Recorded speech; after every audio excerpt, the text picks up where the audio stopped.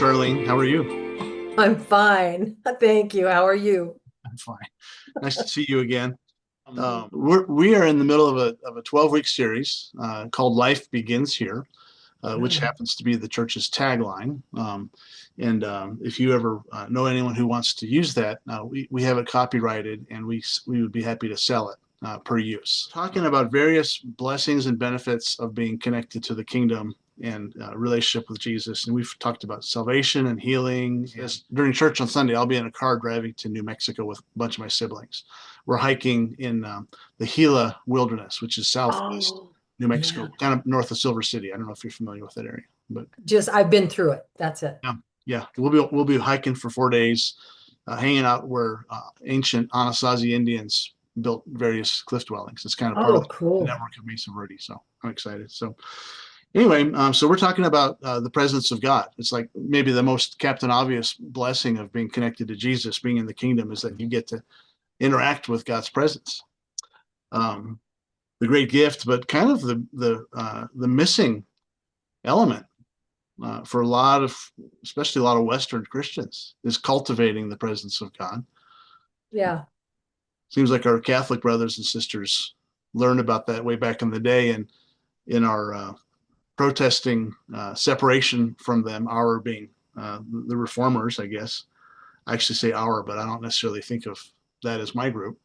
But the church seems to have reacted against the contemplative life, the Protestant church, evangelical church, but there's a swing back toward that. Yes. Um, Especially, it seems like Richard Foster was a voice crying in the wilderness in the early 70s when he wrote Celebration of Discipline.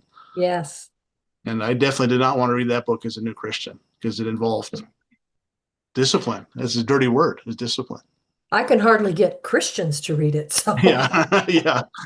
But somehow it stood the test of time. And then, of course, one thing that you and I share, and Dan certainly too, is the love for Dallas Willard. yes. And ironically, Richard Foster references a guy in his church that he felt was actually living this life, just some nameless philosophy professor named Dallas Willard. So that's kind of cool. But anyway, so Donna's going to talk about being people of the presence and learning how to lean in. We're going through on Wednesday night. We do a Wednesday night kind of a training thing, and we're going through Pete and Jerry Scazzero's emotionally healthy spirituality. So Hmm. we are like landing on this be people who spend time with God. Sadly, radical concept. People that do Sabbath and stuff. So of course, I was thinking of whose subject does this fit, and of course, I thought of you being.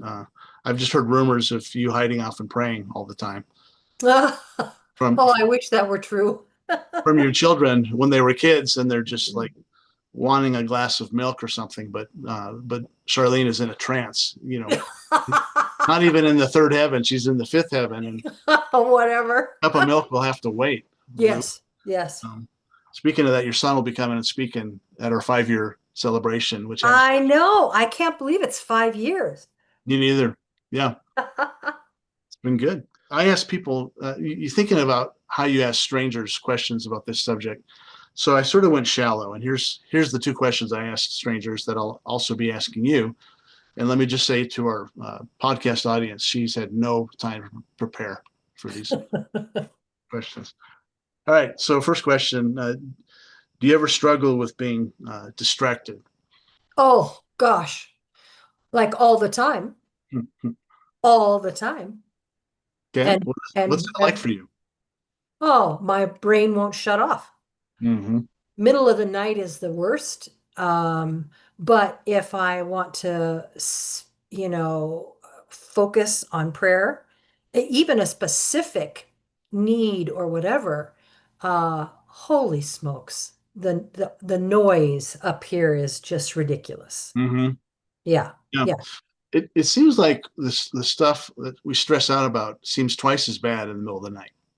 Oh, absolutely. Sometimes I just pray for the sunrise because because I know as soon as the sun comes up, it will feel different. Isn't that weird? It's the It same for is me. Yeah. totally weird. Yeah.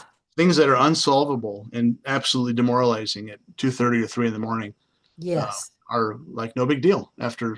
Well, for me, it's a combination of sunrise and coffee.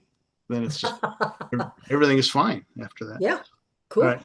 cool. Okay. Second question: when or where is it where you feel the opposite of scattered or distracted? Where you maybe another way to put it would be where you feel the most fully present in a situation. When I'm on retreat Hmm. and I'm completely alone and it's completely silent. There's something about that moment, that place.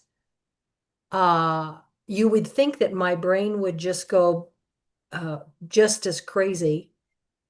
But for some reason, I mean, maybe when I'm on retreat, maybe the first hour or two. Hmm. And so I usually bring something. I mean, sometimes I'll pay bills or, or do something that's super mundane so that I can lay aside real life and say, okay, that's done. But for the rest of the time, I don't know, there's something about being there and having that focus. I'm not just shoving in prayer in the middle of the Hmm. day.